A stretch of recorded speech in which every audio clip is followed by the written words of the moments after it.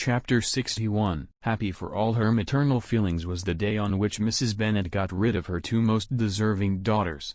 With what delighted pride she afterwards visited Mrs. Bingley, and talked of Mrs. Darcy, may be guessed. I wish I could say, for the sake of her family, that the accomplishment of her earnest desire in the establishment of so many of her children produced so happy an effect as to make her a sensible, amiable, well-informed woman for the rest of her life, though perhaps it was lucky for her husband, who might not have relished domestic felicity in so unusual a form, that she still was occasionally nervous and invariably silly. Mr. Bennet missed his second daughter exceedingly. His affection for her drew him oftener from home than anything else could do. He delighted in going to Pemberley, especially when he was least expected. Mr. Bingley and Jane remained at Netherfield only a 12-month. So near a vicinity to her mother and Meryton relations was not desirable even to his easy temper, or her affectionate heart. The darling wish of his sisters was then gratified. He bought an estate in a neighbouring county to Derbyshire, and Jane and Elizabeth, in addition to every other source of happiness, were within 30 miles of each other. Kitty, to her very material advantage, spent the chief of her time with her two elder sisters.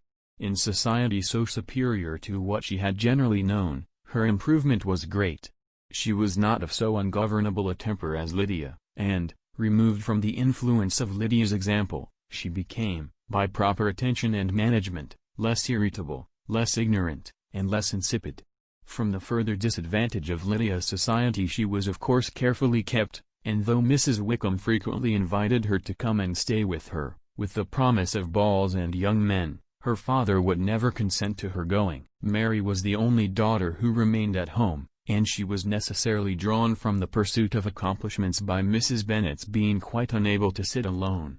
Mary was obliged to mix more with the world, but she could still moralize over every morning visit, and as she was no longer mortified by comparisons between her sister's beauty and her own, it was suspected by her father that she submitted to the change without much reluctance. As for Wickham and Lydia, their characters suffered no revolution from the marriage of her sisters.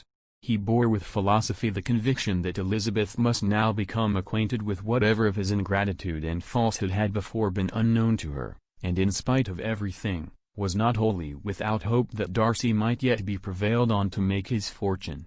The congratulatory letter which Elizabeth received from Lydia on her marriage, explained to her that, by his wife at least, if not by himself, such a hope was cherished.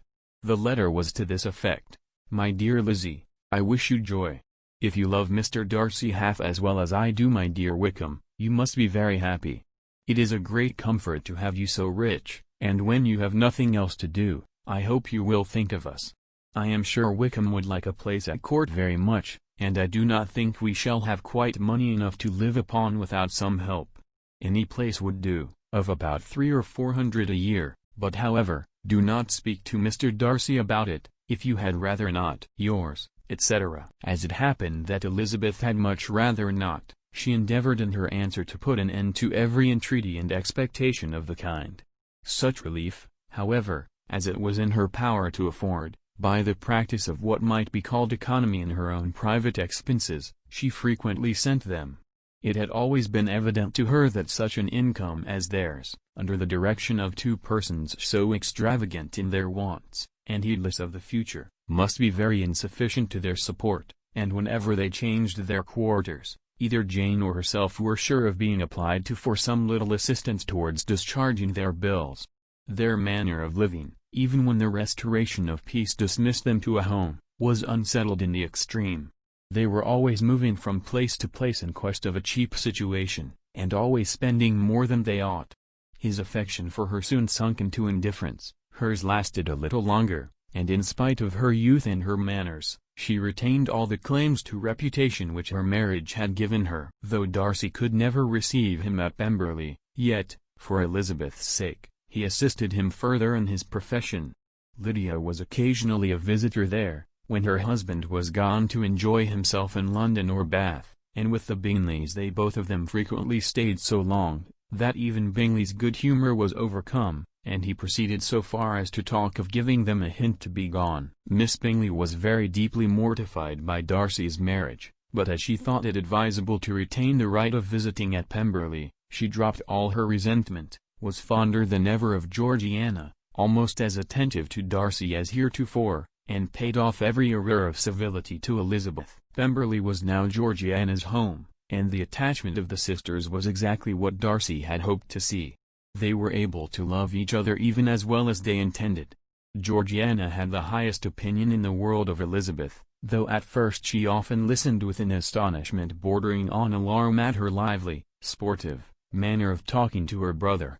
He, who had always inspired in herself a respect which almost overcame her affection, she now saw the object of open pleasantry. Her mind received knowledge which had never before fallen in her way. By Elizabeth's instructions, she began to comprehend that a woman may take liberties with her husband which a brother will not always allow in a sister more than 10 years younger than himself. Lady Catherine was extremely indignant on the marriage of her nephew, and as she gave way to all the genuine frankness of her character in her reply to the letter which announced its arrangement, she sent him language so very abusive, especially of Elizabeth, that for some time all intercourse was at an end. But at length, by Elizabeth's persuasion, he was prevailed on to overlook the offense, and seek a reconciliation, and, after a little further resistance on the part of his aunt, her resentment gave way, either to her affection for him, or her curiosity to see how his wife conducted herself, and she condescended to wait on them at Pemberley, in spite of that pollution which its woods had received, not merely from the presence of such a mistress, but the visits of her uncle and aunt from the city. With the Gardiners, they were always on the most intimate terms. Darcy, as well as Elizabeth, really loved them, and they were both ever sensible of the warmest gratitude towards the persons who, by bringing her into Derbyshire, had been the means of uniting them. The end.